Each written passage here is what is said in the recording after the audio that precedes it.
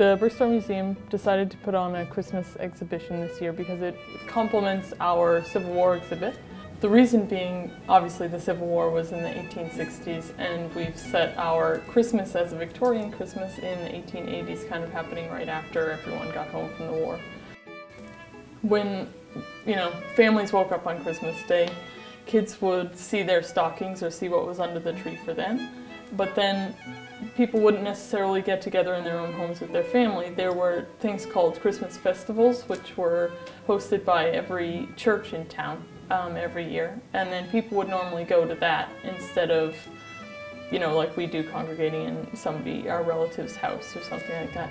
It was 1848 that a man in our town, Captain Thompson, who lived on Summer Street, he had the first Christmas tree in his house in 1848, even if Maine didn't necessarily recognize Christmas until 1871. I think we all wonder a little bit about how on earth you would light a candle on a Christmas tree, but that's what they did because they didn't necessarily have electricity at that time, and so, the moment the sun went down, you couldn't even see the tree or anything like that. So obviously closely supervised, but they did hang their candles in little holders that went right on the branch on the tree, and it would stay lit for a little while. The only people who received gifts on Christmas were little kids, not adults. Victorians were connected to kind of assigning meaning to whatever they gave.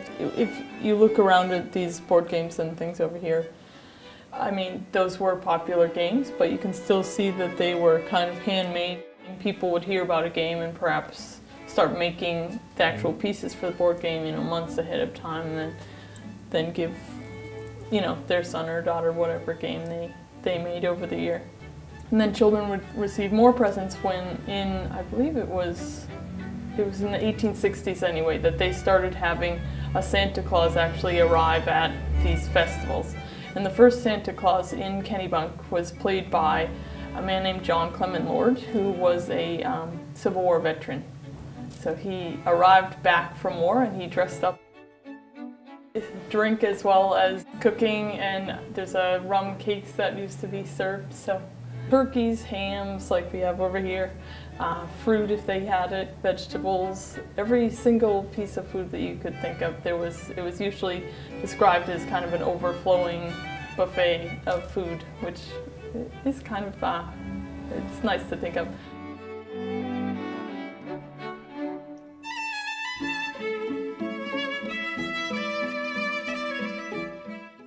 Kennebunk TV, telling the story of a great community that is making a difference.